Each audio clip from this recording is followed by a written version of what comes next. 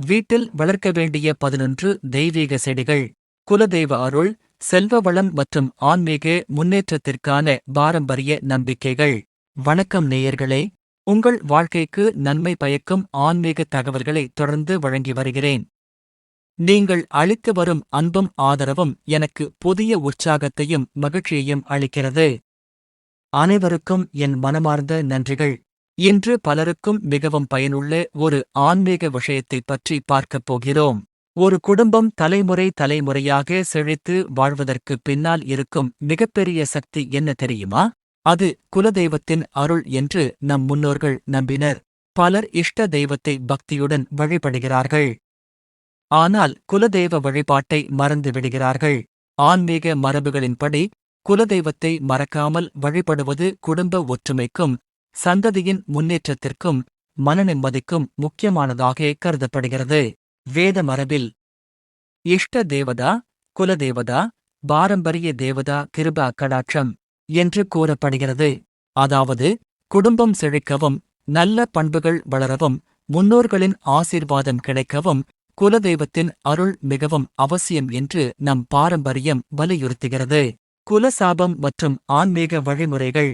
சிலருடைய வாழ்க்கையில் தொடர்ந்து தடைகள், துன்பங்கள், நோய்கள் அல்லது குடும்பக் கவலைகள் ஏற்படுவதற்கு குல சாபம் அல்லது குல தோஷம் காரணமாக இருக்கலாம் என்று ஆன்மீக மரபுகள் கூறுகின்றன. அதனால்தான் பெரியோர்கள் சாப தோஷ நிவாரண வழிபாடுகளைச் செய்ய அறிவுறுத்தியுள்ளனர். ஆன்மீக நம்பிக்கையின்படி சில மங்களகரமான செடிகளில் தெய்வீக சக்தியும் குலதெய்வ அருளும் நிறைந்திருப்பதாக கூறப்படுகிறது. அந்தச் செடிகளின் மகத்துவத்தை அறிந்து பக்தியுடன் வளர்த்து வழிபட்டால் வாழ்க்கையில் நல்ல மாற்றங்களும் முன்னேற்றத்திற்கான வாய்ப்புகளும் அதிகரிக்கும் என்று நம்பப்படுகிறது. ஒவ்வொரு செடியும் தனித்துவமான ஆன்மீக அதிர்வுகளையும் மங்கள சக்தியையும் கொண்டதாக கருதப்படுகிறது. அதனால்தான் நம் கோவில்களில் ஸ்தல விருட்சத்திற்கு உயர்ந்த இடம் வழங்கப்பட்டுள்ளது. ஸ்தலம், தீர்த்தம், மூர்த்தி, ஸ்தல விருட்சம் ஆகிய நான்கின் மகத்துவத்தை உணர்ந்து வழிபடுவது இறையருளை பெறும் ஒரு சிறந்த ஆன்மீக வழிமுறையாக கருதப்படுகிறது. ஏன் இந்த 11 செடிகள்? நம்மில் பலர் எந்த தவறும் செய்யாதிருந்தும் வாழ்க்கையில் தொடர்ந்து கஷ்டங்களையும் தடைகளையும் சந்திக்கிறோம். ஏன் நமக்கு மட்டும் இவ்வளவு சோதனைகள் என்ற கேள்வி பலருடைய மனதில் எழுகிறது. அப்படிப்பட்ட நேரங்களில் நம் முன்னோர்கள் சில எளிய ஆன்மீக வழிமுறைகளை பின்பற்றச் சொன்னார்கள். அவற்றில் ஒன்றுதான் மங்களகரமான சில செடிகளை வீட்டில் வளர்ப்பது. இந்தச் செடிகள் வெறும் தாவரங்கள் மட்டுமல்ல, பாரம்பரிய நம்பிக்கையின்படி அவை தெய்வீக சக்தி மற்றும் நேர்மறை ஆன்மீக அதிர்வுகளின் அடையாளங்களாக கருதப்படுகின்றன. இந்த வீடியோவில் நான் கூறப்போகும் 11 செடிகள் ஆன்மீக மரபில் மிகவும் சிறப்பு வாய்ந்தவை. ஏன் 11 என்ற எண் என்றால் அது ஏகாதசருத்திரர்களின் தெய்வீக நினைவாக கருதப்படுகிறது. இப்போது அந்த மங்களகரமான செடிகளை ஒவ்வொன்றாக பார்ப்போம். 1. நீல சங்குப்பூ செடி. முதலில் பார்க்கப் போவது நீல சங்குப்பூ. நீல நிறத்தில் பூக்கும் இந்த அழகிய மலர் ஆன்மீக மரபில் மிகவும் மங்களகரமானதாக கருதப்படுகிறது. இதன் நீல நிறம் மன அமைதியையும் தெய்வீக உணர்வையும் ஏற்படுத்தும் என்று நம்பப்படுகிறது. பாரம்பரிய நம்பிக்கையின்படி இந்த மலர் மற்றும் ஆகியோருக்கு மிகவும் உகந்ததாக கருதப்படுகிறது. மேலும் மற்றும் ஆகியோரின் அருளைப் பெறவும் இந்த மலர் சிறப்புடையதாக பலர் நம்புகின்றனர். வீட்டில் இந்த செடியை வளர்த்து அதன் மலர்களால் குலதெய்வத்தை நினைத்து பக்தியுடன் வழிபட்டால் குடும்பத்தில் அமைதி, செழிப்பு மற்றும் நல்ல முன்னேற்றம் ஏற்படும் என்று ஆன்மீக மரபுகள் கூறுகின்றன. குலதெய்வம் யார் என்பது தெரியாதவர்களும் வீட்டில் தீபம் ஏற்றி இந்த மலர்களை சமர்ப்பித்து மகாலட்சுமியையும் மகாவிஷ்ணுவையும் மனதார வேண்டிக் கொள்ளலாம். பக்தியுடன் செய்யப்படும் வழிபாடு இறையருளை நினைவூட்டும் ஒரு சிறந்த ஆன்மீக வழியாக கருதப்படுகிறது. 2. பிரம்மகமலம். அடுத்ததாக நாம் பார்க்கப் போவது பிரம்மகமலம். வெள்ளை நிறத்தில் அரிதாக மலரும் இந்த அற்புதமான மலர் ஆன்மீக மரபில் மிகவும் புனிதமானதாக கருதப்படுகிறது. இமயமலை மற்றும் கைலாயத்துடன் தொடர்புடைய தெய்வீக மலராகவும் பலர் நம்புகின்றனர். இந்த மலரின் பின்னணியில் ஒரு சுவாரஸ்யமான புராணக் கதை சொல்லப்படுகிறது. புராணக் கதையின்படி கஜமுகாசுரன் என்ற அசுரன் சிவபெருமானை தன் பிள்ளையாக அடைய வேண்டும் என்று விரும்பினான். இறுதியில் நிகழ்ந்த சம்பவங்களால் சிவபெருமான் அவரது வயிற்றிற்குள் சென்றதாகவும், பின்னர் தேவர்கள் அனைவரும் மகாவிஷ்ணுவின் அறிவுரையின்படி ஏகாதச ருத்ர மந்திரத்தை பாராயணம் செய்ததாகவும் கூறப்படுகிறது. ருத்ர மந்திரத்தின் பேராற்றலை தாங்க முடியாமல் கஜமுகாசுரனின் வயிறு பிளந்தது. அதிலிருந்து சிவபெருமான் வெளிப்பட்டு உலகைக் காத்தார் என்று புராண மரபுகள் கூறுகின்றன. அந்த தெய்வீக நிகழ்வோடு தொடர்புடைய புனித மலராகவே பிரம்மகமலம் பலரால் போற்றப்படுகிறது. வீட்டில் இந்த செடி இருந்தால் பக்தி உணர்வு, மன அமைதி மற்றும் தெய்வீக சிந்தனை அதிகரிக்கும் என்று ஆன்மீக மரபுகள் கூறுகின்றன.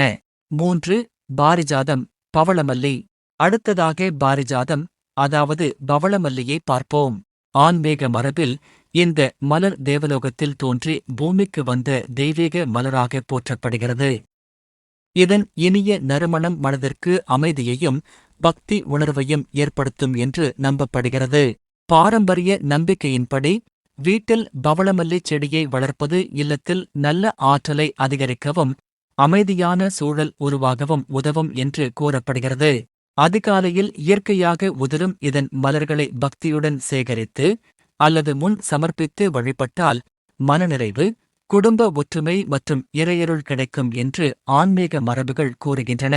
குலதெய்வம் யார் என்பது தெரியாதவர்களும் வீட்டில் விநாயகர் திருவுருவத்தின் முன் 48 நாட்கள் இந்த மலர்களால் பக்தியுடன் அர்ச்சனை செய்து வழிபட்டால் வாழ்க்கையில் நல்ல மாற்றங்கள் ஏற்பட இறைவனை வேண்டலாம் என்று பாரம்பரிய நம்பிக்கை கூறுகிறது.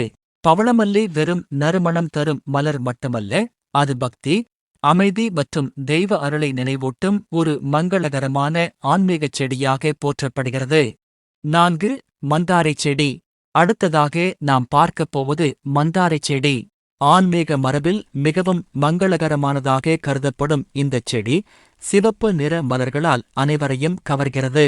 வீட்டில் தொடர்ந்து கஷ்டங்கள், தடைகள், மனக்கவலைகள் இருப்பதாக உணர்பவர்கள் இந்தச் செடியை பக்தியுடன் வளர்ப்பது சிறப்புடையதாக பாரம்பரிய நம்பிக்கை கூறுகிறது. இந்தச் செடியை வீட்டின் தென்மேற்கு திசையில் வளர்ப்பது நல்ல ஆற்றலை ஈர்க்கும் என்று வாஸ்து மரபுகளில் கூறப்படுகிறது. குடும்பத்தில் அமைதி, ஒற்றுமை மற்றும் ஆன்மீகச் சூழல் அதிகரிக்கவும் இது உதவும் என்று நம்பப்படுகிறது.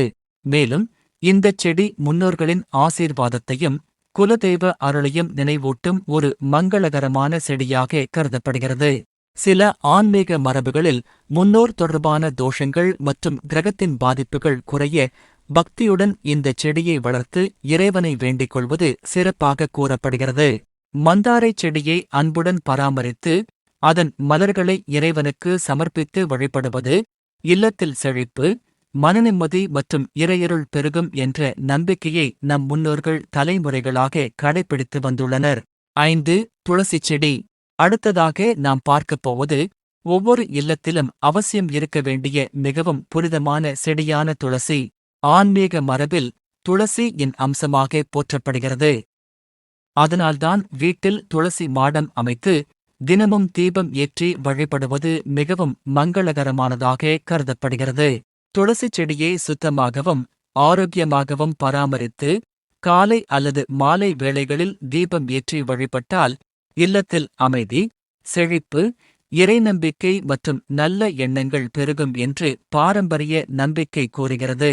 பல குடும்பங்களில் துளசி கல்யாணம் நடத்தும் வழக்கமும் இதன் மகத்துவத்தை எடுத்துக்காட்டுகிறது.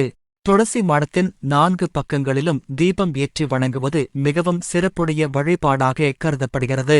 இது குடும்பத்தில் கல்வி, ஞானம், நல்ல பண்புகள் மற்றும் குழந்தைகளின் முன்னேற்றத்திற்காக இறைவனை வேண்டிக் கொள்ளும் ஒரு ஆன்மீக வழிமுறையாக பார்க்கப்படுகிறது.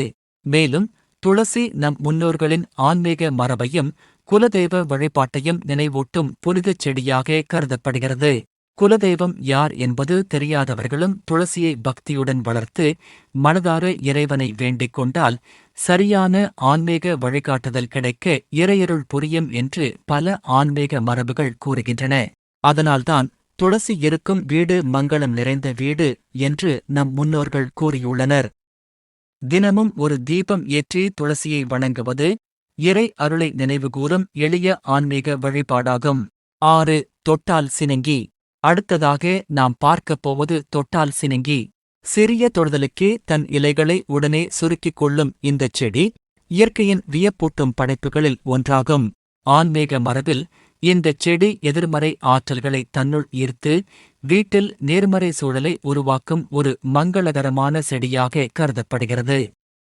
அதனால்தான் இதை அன்புடனும் கவனத்துடனும் வளர்க்க வேண்டும் என்று பெரியோர்கள் கூறியுள்ளனர்.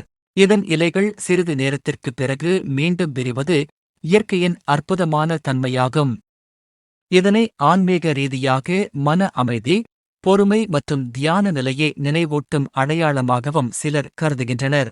பாரம்பரிய நம்பிக்கையின்படி இந்தச் செடியை பக்தியுடன் பராமரித்து நினைத்து பிரார்த்தனை செய்தால் தீய எண்ணங்கள் விலகி மன உறுதி, நல்ல சிந்தனை மற்றும் இறைநம்பிக்கை அதிகரிக்கும் என்று கூறப்படுகிறது.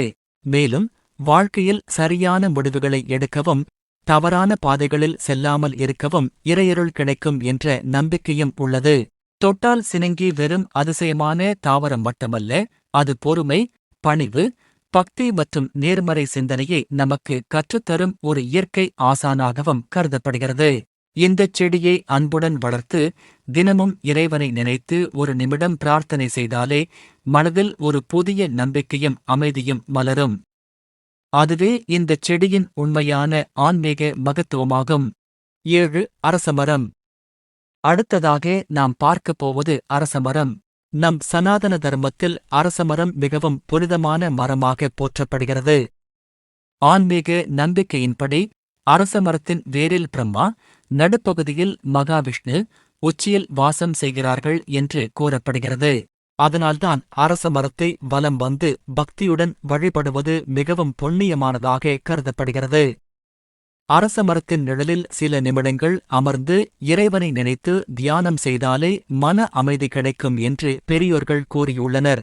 குடும்பத்தில் ஒற்றுமை, சந்ததி விருத்தி, ஆரோக்கியம் மற்றும் இறையருள் வேண்டி அரச மரத்தை வழிபடும் பழக்கம் இன்றும் பல தலங்களில் உள்ளது.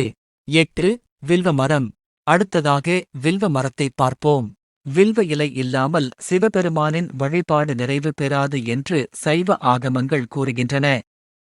3 இதழ்களைக் கொண்ட வில்வ இலை படைத்தல், காத்தல், அழித்தல் என்ற முப்பெரும் தத்துவங்களையும் நினைவூட்டுகிறது.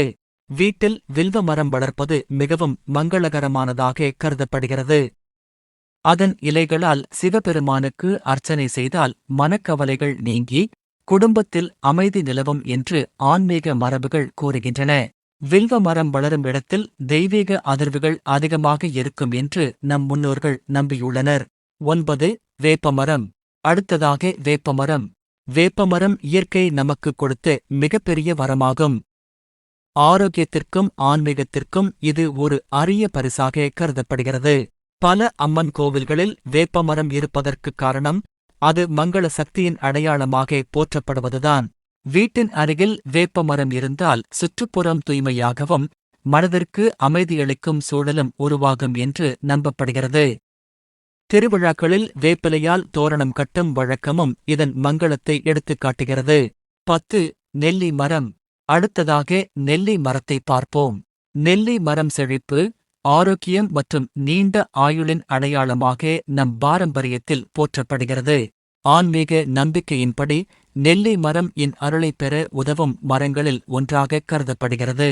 வீட்டில் நெல்லி மரம் வளர்ப்பது நல்ல அதிர்ஷ்டத்தையும் குடும்ப வளத்தையும் மனநிறைவையும் அதிகரிக்கும் என்று நம்பப்படுகிறது. 11. வாழைச்செடி. இறுதியாக நாம் பார்க்கப் போவது வாழைச்செடி. வாழை என்பது வளம், வளர்ச்சி மற்றும் மங்களத்தின் அடையாளம். எந்த சுப நிகழ்ச்சியாக இருந்தாலும் முதலில் வாழை மரம் கட்டும் வழக்கம் நம் கலாச்சாரத்தில் இன்றும் தொடர்கிறது. வாழை இலை, வாழைப்பழம், வாழைப்பூ, வாழைத்தண்டு என வாழையின் ஒவ்வொரு பகுதியும் மனித வாழ்க்கைக்கு பயனளிக்கிறது. வீட்டில் வாழை வளர்ப்பது இயற்கையோடும் இறை நம்பிக்கையோடும் இணைந்த வாழ்க்கையை நினைவூட்டுகிறது. மங்கள நிகழ்ச்சிகளில் வாழை இலை பயன்படுத்தப்படுவதும் இதன் சிறப்பை வெளிப்படுத்துகிறது.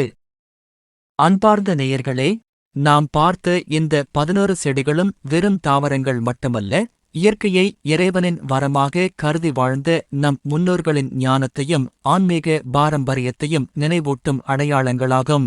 இந்தச் செடிகளை வீட்டில் வளர்ப்பதோடு அன்பு, தர்மம், உண்மை, பெற்றோர்களுக்கு மரியாதை, முன்னோர்களை நினைவு கூறுதல், குலதெய்வ வழிபாடு ஆகிய நல்ல பண்புகளையும் நம் வாழ்க்கையில் கடைபிடிப்போம். இறைவனின் அருள் கிடைக்க வேண்டும் என்றால் மனதில் தூய்மை இருக்க வேண்டும். வீட்டில் ஒற்றுமை இருக்க வேண்டும். பிறருக்கு உதவும் மனப்பான்மை இருக்க வேண்டும். இவையெல்லாம் இருந்தால்தான் எந்த வழிபாட்டிற்கும் முழு பலன் கிடைக்கும் என்று நம் சான்றோர்கள் கூறியுள்ளனர். இந்த 11 மங்களகரமான செடிகளை உங்களால் இயன்ற அளவு வீட்டில் வளருங்கள். இயற்கையை நேசியுங்கள். தினமும் ஒரு நிமிடமாவது இறைவனை நினைத்து பிரார்த்தனை செய்யுங்கள். உங்கள் குலதெய்வத்தை மறக்காமல் வணங்குங்கள். நிச்சயமாக மன நிம்மதி, நம்பிக்கை மற்றும் நல்ல முன்னேற்றம் உங்கள் வாழ்க்கையில் மலர இறைவனை மனதார வேண்டுகிறேன். இந்த பதிவு உங்களுக்கு பயனுள்ளதாக இருந்தால் உங்கள் உறவினர்கள் மற்றும் நண்பர்களுடன் பகிர்ந்து கொள்ளுங்கள். இதுபோன்ற ஆன்மீக பதிவுகளை தொடர்ந்து காண நமது சேனலை ஆதரித்து உங்கள் கருத்துக்களை பகிருங்கள். எல்லோருக்கும் குலதெய்வ அருளும் மகாலட்சுமி கடாட்சமும் ஆரோக்கியமும் ஆனந்தமும் செல்வ வளமும் குடும்ப நிம்மதியும் என்றும் நிலைத்திருக்க இறைவனை மனதார பிரார்த்திக்கிறேன். நன்றி. வணக்கம். ஓம் நமசிவாய.